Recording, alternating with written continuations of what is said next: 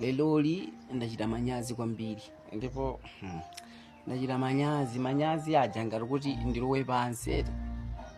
always ndikamayenda munsewu anthu amakamba zabwino za ineyo nyamata wa TikTok chaiwe so leloli mapita kuliwo ndikapanga training posayiwala paja mukudziwa zonya kuti ndi show pa 1 January ndili kunoku kuliwonde nditafika basi nikuyenda nene majezi mane anyamata amene ndikuzayimba nawo ndoti ndakubalaka konko mabandi ndiyakuliwonde kunoku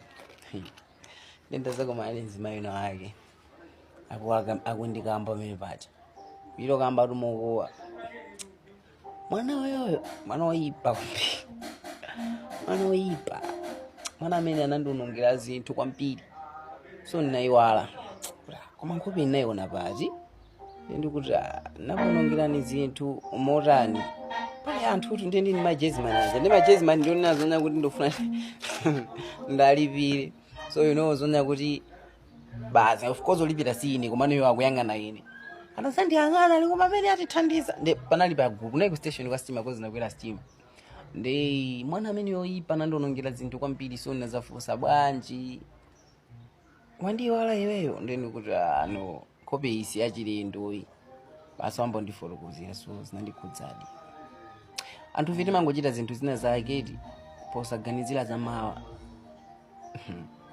khani yake tunzimayi sizoti namulakwira ndineyo zimayi ndo amasiye anasidwa ana 6 ndi amakhalo balaka pano padali kuliwonde kuna mapanga magani amakhalo balaka last time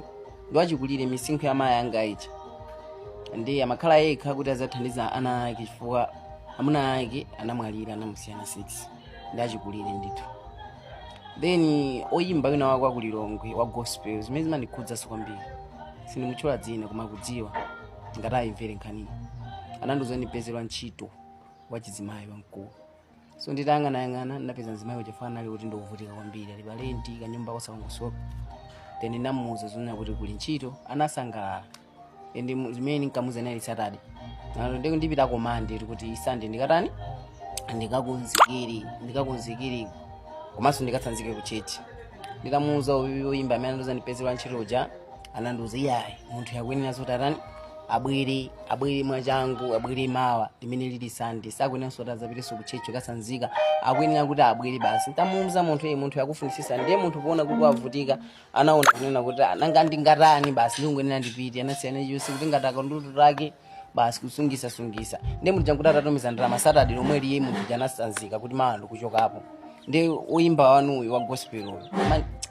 ineyo kuyambira siku imene sandisangalasa so zimene anachitayi anapezeka zonya kuti basi wanditumiza ndalama transport inayi 20,000 last time au mpasi munthu awulize transport lafika Sunday munthu unoera anampangisa kamani ine Saturday ujeni Monday nzakhala ndi kuntchito ene ubwere fachiro kuno kundi Sunday lija lafika munthu asanzika chine chonse anapezeka zoti uja kusintha kwandichitikira maliro kuchitika maliro ndiye munthu asabwere kaye mpange kaye hodi na right okay poti ndalama kuti muzakale kena kapanguta ka 3 minutes akutumiza niso ndalama ichi ndatumiza ichi maona ndalama ndatumiza ichi mundipase ndikazalongoso za maliro nditumiza munthu abwere ndi munthu jana standard natenga ndalama kumbwezera ndambwezera munthu ja ndalama adapezeka zonya kuti zimeyo josiya ndangafone oyimba wanu wa gospel woni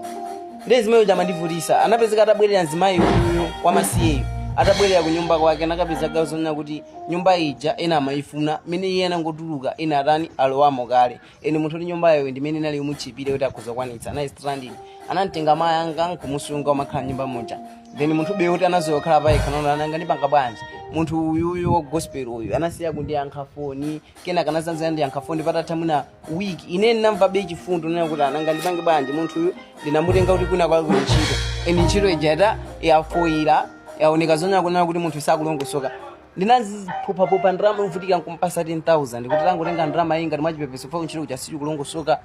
akuneka kuti sakutenganisoni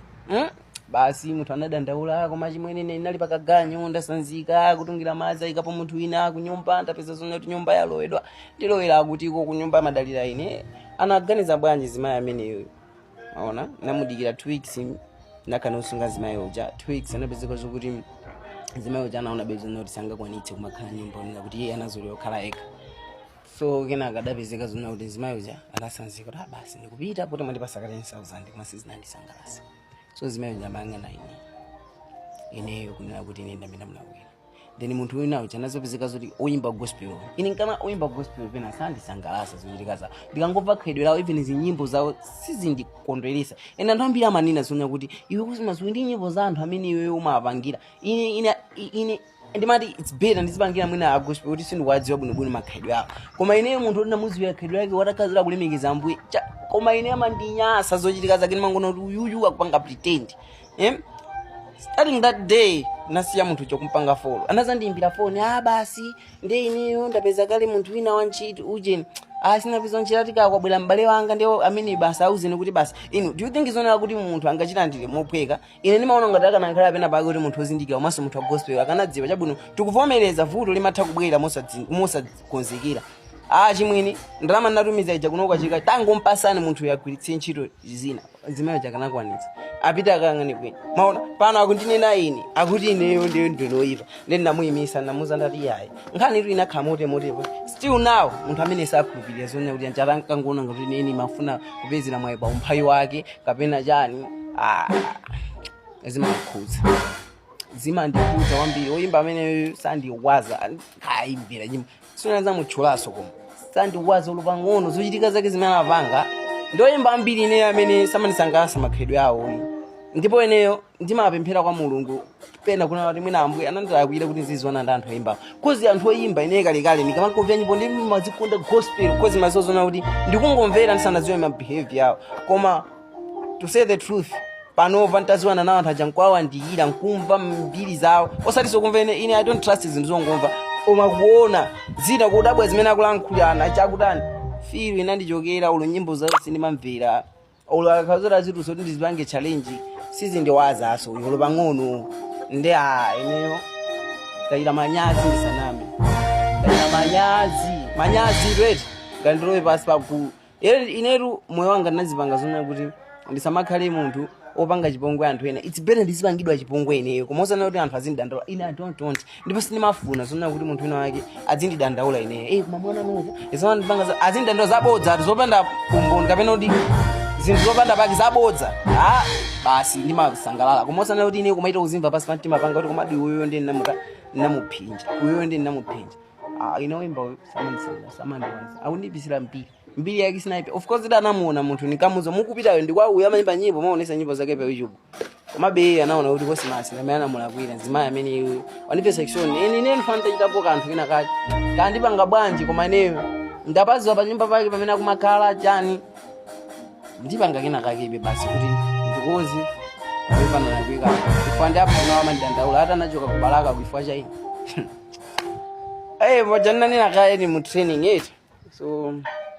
mene mukubvera zida zopokoserazo tiza kumani pa 1 January 2026 chiyembekezo motero Balaka. See you.